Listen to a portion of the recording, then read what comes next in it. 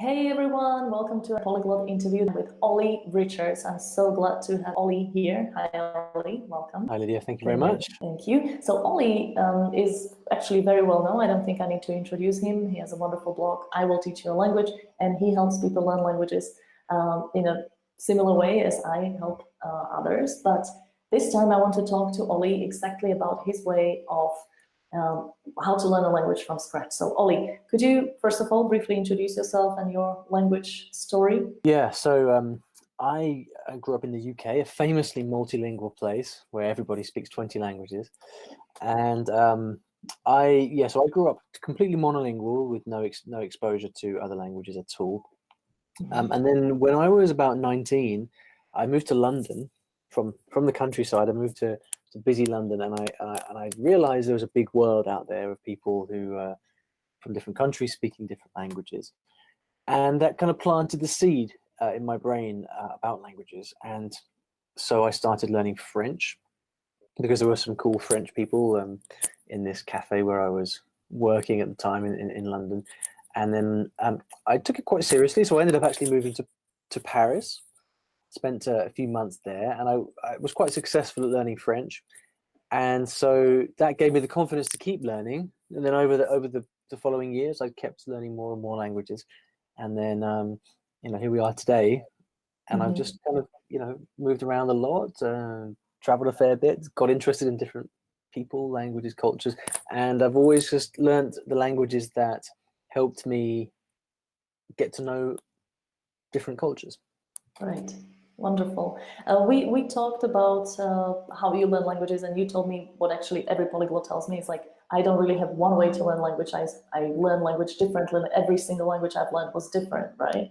If I ask you, like, what are the general principles that you apply in your language learning, what would that be? Yeah, so there are definitely a few commonalities. Now, I was saying to you before that the most recent language I learned, I used a completely different way than the first language I learned. But there are certain commonalities. And the first one is that I only ever take on a new language if I am extremely interested in it. So I have met some people, I've moved to a new country. Something has happened that sparked this interest, but it's not just a mild curiosity, it's a real passion and love for the country, the culture, the people, whatever it is. And it is that which pulls you through from the very beginning to the end, because you've got lots of ups and downs along the way, and that's normal. We learn to anticipate those, but it's your passion for the language, not even necessarily for the language. Often for me, actually, it's for the people or the place. It's the passion for that thing which keeps me motivated and energized so that I can keep learning for long enough. So that would be the first thing. Whenever I've tried to learn a language where I'm not particularly interested or I'm only half committed, it never works. I always end up giving up eventually. That makes sense. So that'll be the first thing. The second thing is that I think there are lots of different ways of getting started in a language, lots of different methods and courses and approaches that you can find out there. But the really getting started is the easy bit. The hard bit comes later when you've learned the language to maybe an intermediate level, and then the task is, okay, am I going to continue on to try to become really fluent in this language, very very confident to the point where I can use this language genuinely in my life in a natural way. And that's where the real work begins. And for me, that has always come down to just one thing, which is a lot of speaking. So it's spending time with people who I like, or I'm interested in, and just speaking an absolute ton over a long period of time. And that's where the fluency comes from. It's not from reading, although that helps. It's not from listening, although that helps. Lots of things help. But for me to get to good levels in a language, it's come basically from a lot of speaking. And the reason I think that's important is because a lot of people never really get around to that. They stay on the sort of studying hamster wheel. But it's only really when you transition to lots of speaking that helps. And I guess the last thing I'd mention is you've got to be prepared for it to take time. And if you try to rush it, then you're always going to get frustrated, because learning doesn't happen in a straight line. Learning looks like this, progress looks like that. Right. And so really the magic really happens when you stop worrying about your progress from day to day and you just ride that wave of learning the language because you have a reason, a genuine reason why. Because as long as you're using it for an authentic purpose, communicating with people, getting to know the culture, then the language will take care of itself eventually. So I Right. think those are the three things that have always been present in every language that I've taken on. I'm very glad that you mentioned speaking. This is something that is repeated in all of the interviews that I've done with everyone. And of course, I also stressed it in my video course because I think this is the key. And this is something that polyglots come to realize naturally when they are learning their fifth language and they see what has worked before. So I'm glad we're stressing this part. So can you give us some more practical tips about that speaking? Like, how does that happen? How do you do it? Do you find a tutor? Do you find an exchange partner? When do you start speaking and what do you speak about at the beginning? At the beginning, yeah. So I mean, at the beginning, I'm quite particular about finding what I would call speaking partners. So it might be easier to say what I don't do, because I think a lot of people get a bit, they run into trouble with certain things. So I don't look to friends or family to help me speak, because there's too much stuff involved, emotions, friendships. My friends and family, they're not my teachers, they are my friends and family. So I don't look to friends and family. I also don't hire a teacher. I don't take lessons as such, because I look to other resources to learn by myself. Right. I don't want to pay someone by the hour to watch YouTube videos. mollycoddle me through. I can learn that stuff in books. Sure. I used to do language exchanges where we'd speak Japanese for an hour and English for an hour. I don't tend to do that anymore because it takes up a lot of time, but I think that's a great way to do it. So what I personally tend to do is find tutors online through a service like italki, and I just have very short regular speaking sessions with them. And I like to actually pay them because it just keeps it regular, and there's people they turn up usually. Right. And so you can actually get that reliable, regular speaking practice in. And so I look for somebody specifically for that. Do you start speaking from the very, very, very beginning? So let's say tomorrow you're starting to learn a new language. Will you have a speaking session right away? No, for the simple reason that if you don't know any words, what are you going to talk about? I mean, I have done in the past, but I tend to do that only when I'm learning a language with very few resources. So for example, when I learned Egyptian Arabic, there are very few resources for Egyptian Arabic, and the only ones that there are written in Arabic, so it's impossible to use as a student. So I actually did find local tutors who I could just sit down with, spend time with, ask very simply, like, how do you say this? How do you say that? But it's a very, very, very inefficient way of learning because you're spending a long time to learn just a couple of things. So assuming that you're learning a relatively popular language with lots of resources, I would spend a lot of time just getting as much immersion in the language as I can. So last year, for example, I learned Italian, and for an entire month, I didn't say a word of Italian. I just spent all my time listening and reading to very low-level resources, and just trying to flood my brain with that information, you could call it, and then what I'm doing is just trying to make sense of the information, gradually just getting used to it. I'd maybe look up a grammar rule here or there, or look up a word here or there, but generally speaking, what I'm trying to do is just to get a very kind of solid foundation in the language, because then once you've learned some words and phrases, when you do come to speak later, it's just you've got stuff to say, you can understand, these kind of really fundamental things. So I don't start speaking from the very beginning, but having said that, I don't wait too long, because I actually find that you do learn a lot about speaking through speaking, and I don't feel you have to wait that long, because even if you're not particularly confident, even if you don't know a great deal, I do like to start speaking, but mainly I think for me, because that's what interests me. What I want to be able to do is to speak, and so I just get motivated by speaking with somebody. I think it's fine to wait longer. I think it's fine to start speaking on day one if that's what you want to do. But I personally like to have a little bit under my belt before I start speaking. Yeah, absolutely. I couldn't agree more with you, as this is exactly the way I do it as well. I recommend it to people to wait a little bit and, as you said, have something to say in the first conversations, but it's less stressful that way. Yeah, of course, absolutely.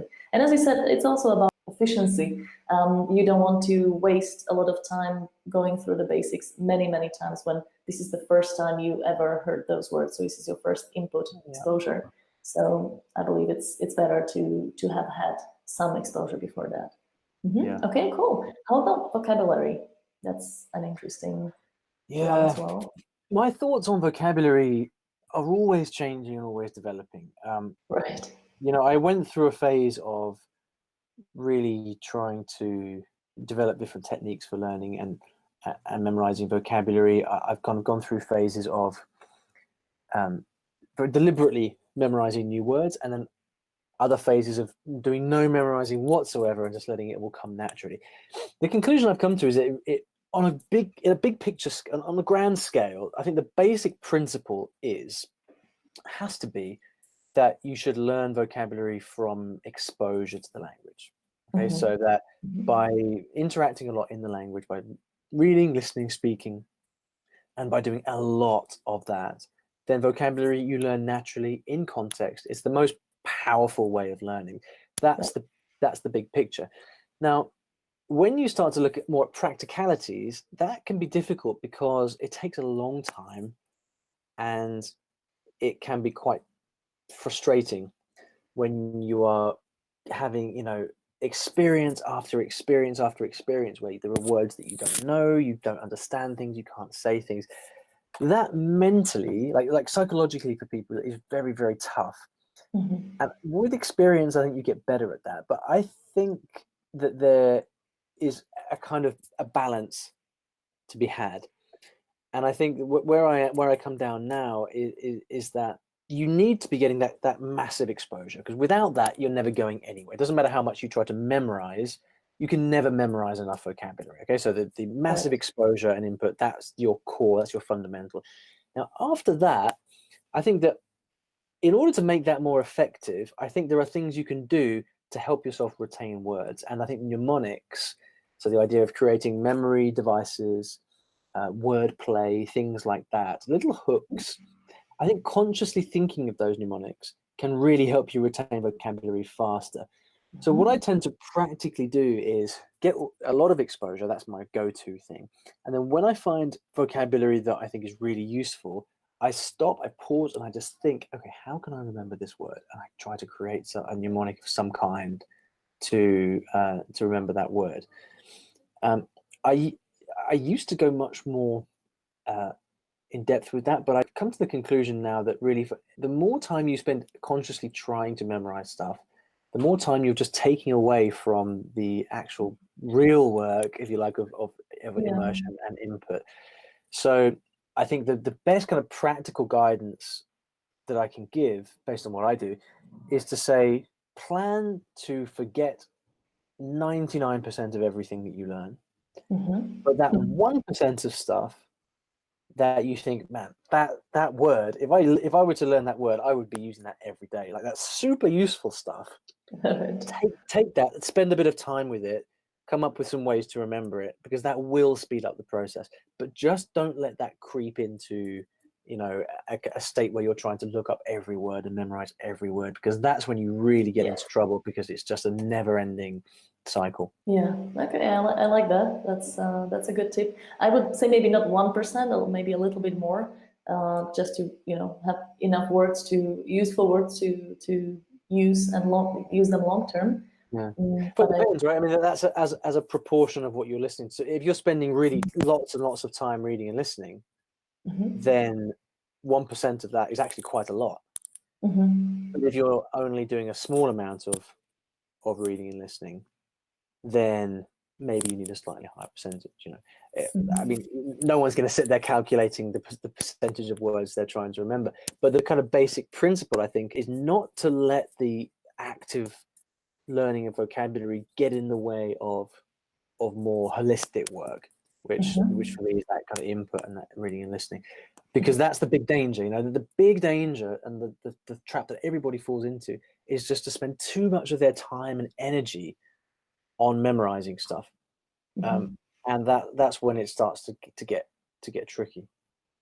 Yeah, and they maybe look at it from a too technical point of view, like this is the Yeah. amount of words I need to cover, and yeah, and then they actually forget to use the language and communicate, right? I mean, so much of this stuff that we're talking about, I mean, like, it's interesting because like your question is phrased as all good language learning questions are, like, how does one learn vocabulary? But actually, the technical answer is not really the point, because Mhm. what most people have to deal with is the psychology of actually working on something every day, and the psychology of understanding what activities they're doing, and for me, I've always found that to be far more important.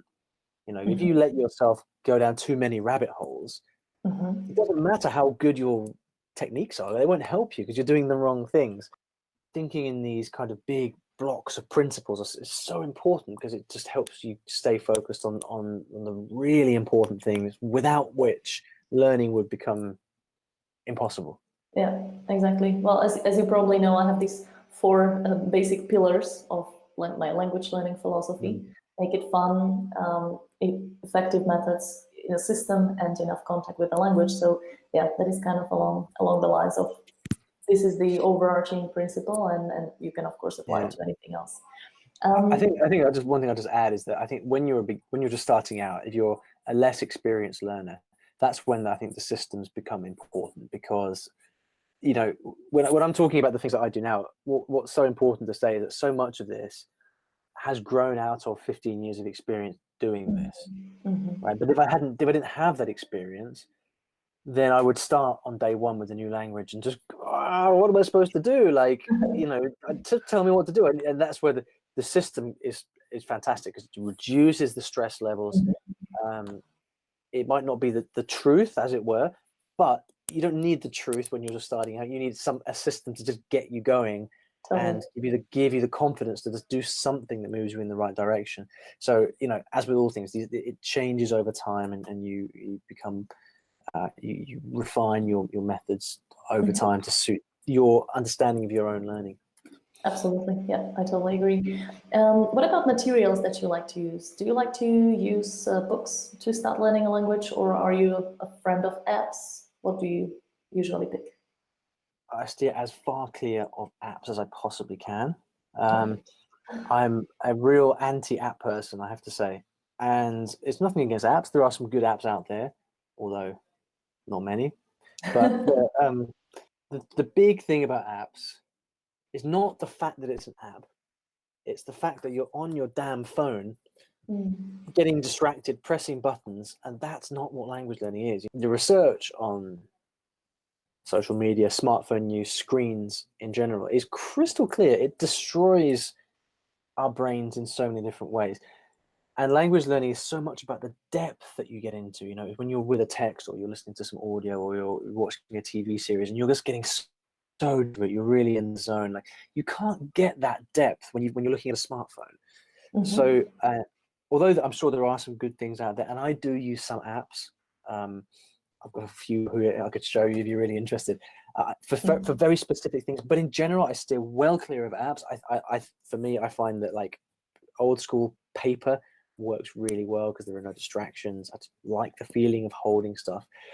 So the exact material, it depends on the language, actually, because I think if I refer to the Italian project that I mentioned before, in that particular case, there are lots of resources for Italian. It's a very well-resourced language, especially Mhm. for a beginner.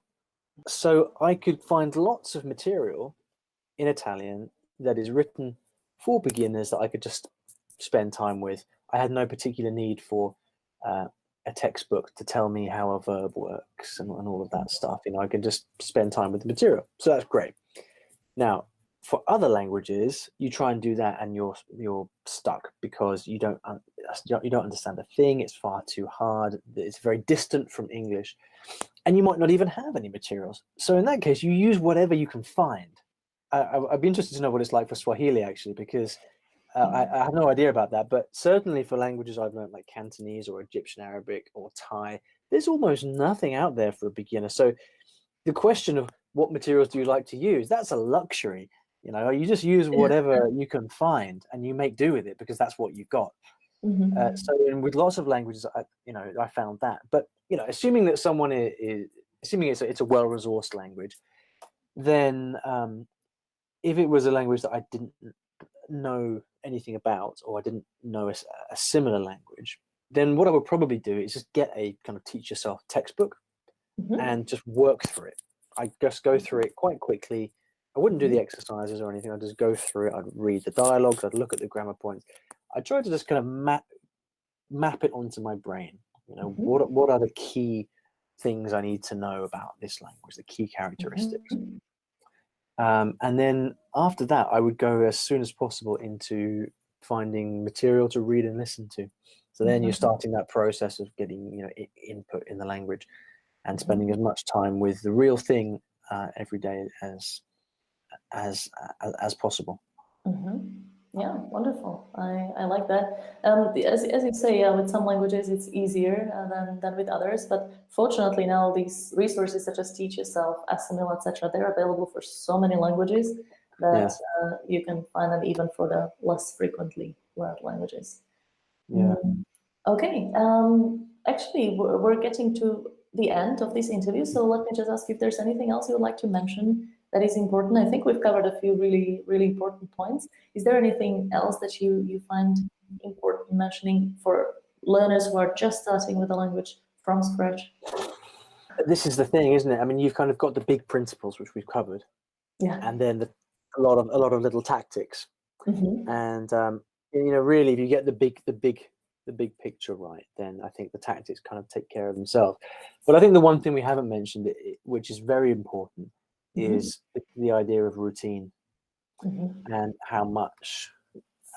how you organize your own time and how you step up to the task of learning every day. And this is always difficult because everybody leads busy lives, and we all have lots of things to do, competing commitments. One day we feel great, the next day we feel tired, and all these things. One of the really core notions in language learning is that you learn through regularity and consistency. So if the only time that you spend learning your language is Saturday morning, let's say all day Saturday, the fact that even if you do say 8 hours study on a Saturday, the fact that you then have 6 days before, you know, to wait until you come back to it means that you're missing so many opportunities in which your brain could be consolidating. It would be far better to do just 15 minutes a day, but make sure you do it every day, because your brain will start to connect the dots, recognize patterns, make sense of the language when it's coming into contact with it every single day. And I think it's very difficult to stress enough the importance of that regularity over time, you know, and it is a long time. You need to really aim for daily contact with the language and to keep that up over a long period of time. If you do that, it's very difficult not to learn and not to improve. You know, it's almost impossible, I'd say, to be, you know, spending time with the language every day and not to improve. But I think so many people, if you pin them down and say, so how much language learning did you do last week? And you looked on their diary, actually, you'd find a lot of big gaps. And that's the easiest, quickest way to just improve. Start doing it regularly, you know. And it is difficult because people have got busy lives. And this is where that whole we come back to this principle of really having a genuine passion for the language, because if you don't have that genuine passion, you're not going to be motivated to spend that time every day. So I think you really have to have an honest conversation with yourself and say, how much do you really want to learn this language, and are you prepared to put the time into doing it that is required? Because what's required is daily work over a long period of time. And even if it's only 15 minutes, 30 minutes, that's okay. But it's through the consistency that your brain will just be your best friend and will start to will start to do so much of the work for you. So consistency. Yes, absolutely. I'm glad you're saying it so openly, because people need to hear this. There are a lot of people out there saying, "Oh, this will happen just like that within 2 weeks, fluency, etc." It will. Yeah, especially apps. Funnily enough. Yeah, exactly. I totally understand why you're not a big friend of apps. Actually, Yeah. so in my video course there is a module on apps, and I actually don't recommend using apps either. Maybe as a fun activity, like, okay, last 5 minutes of the day, well, let's do Duolingo, right? But not as a main resource. Yeah. Okay. There are two cases where I think apps are genuinely useful, and the first is dictionaries. So, to be able to look up a word quickly is just a phenomenal asset. And the second is content. So, if the only way you can read in Swahili, for example, is to access the Swahili Daily News or whatever it is on your phone, then great, that's a fantastic resource. It's also very good actually for Latin script languages. So if you're learning Chinese or Japanese, for example, then these apps can help you look up the Chinese characters very, very quickly. So it's kind of like a dictionary, really. And I think apps are like beautiful for those things, because it just speeds it up so much and gives you access to that content. So those are the things that apps are really, really good for. I'm actually using right now an app for Swahili, or well, I'm trying to, because it's an app with TV series in Swahili, but it's so bad, like it's so badly done. It looks like a student video. Like the quality is just so bad. I really have to force myself towards the importance of input. Okay, Olly, my last question, and speaking of content, well, you're actually a very good person to come to content for, because in the last years you've been creating amazing content material for language learners of different languages. Can you briefly tell us what you have available, especially for beginners? Yeah, so my focus is to create material for people to learn languages through this input immersion method that we've been talking about here. It's the antidote to a textbook where you learn about the language, but you don't actually learn the language. So what I do is to create material and programs that help you learn specifically through story. That's what I do. So I have a series of courses called Uncovered courses, and these are beginners courses. So I teach you Spanish, German, Italian, French, for example, and we teach you through story. And that's a combination of immersion at the beginner level, plus lessons that help you learn by uncovering the language from the story, which is a very kind of immersion focused way of doing it. I also have a series of books with Teach Yourself, and they're books of short stories, and that's for people who have got a bit of a grounding already in the language, and it helps you start to read and listen, because we have audio books from an early stage, so you can get all the benefits of reading books without having to wait till you're super advanced. And then beyond that, we have programs for intermediate level, which focus on things like listening skills and grammar. And again, all of this is tied in with a story methodology, so that you're learning all these things by reading and listening to fun stories in the language.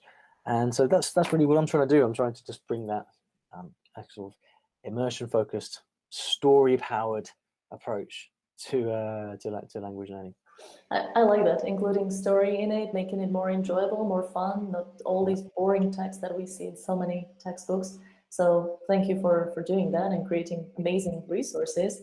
And I definitely recommend to everyone to check out that blog. I think it's probably the best blog out there in English about learning languages, and it's huge, and there's so many really great articles. I also love your podcast, so I definitely recommend people to follow you and to listen to your tips, because they're great, and also the materials that you're creating.